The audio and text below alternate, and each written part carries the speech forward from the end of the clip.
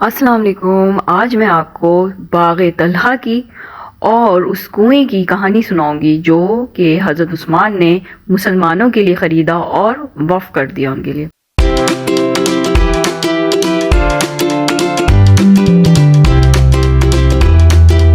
So let's start the vlog. یہ جو باغ نظر آ رہا ہے اس کو کہتے ہیں باغ طلحہ اور اس کے اندر ایک کنواں ہے.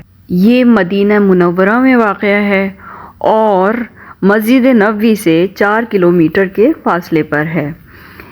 یہ کنواں اس کی خاص بات یہ ہے کہ جب حضور اکرم صلی اللہ علیہ وسلم ہجرت کر کے مدینہ تشریف لائے تو میٹھے پانی کا یہ بڑا سا کنواں ایک یہودی کی ملکیت تھا اور وہ اس کنویں کا پانی پیسوں کی عوض دیتا تھا.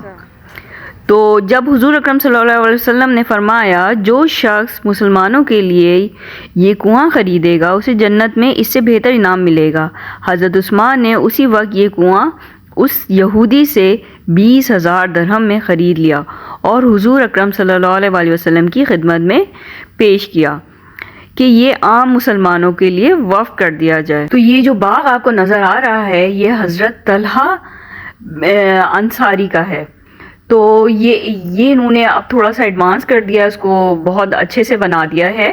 اور اس باغ کی خاص بات یہ ہے کہ پیارے نبی صلی اللہ علیہ وسلم اکثر اس کنویں کا پانی پیتے اور باغ میں جا کر آرام کیا کرتے تھے. جب ہم اس باغ کی زیارت کے لیے گئے تو یہ کنسٹرکشن کی وجہ سے بند تھا، تو میں نے باہر سے ہی ویڈیو بنا لی تھی. کافی بڑا باغ ہے اور یہاں موسم بھی بہت اچھا تھا.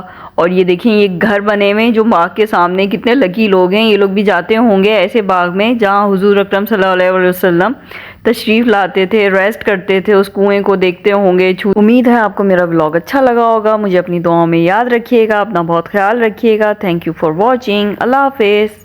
اللہم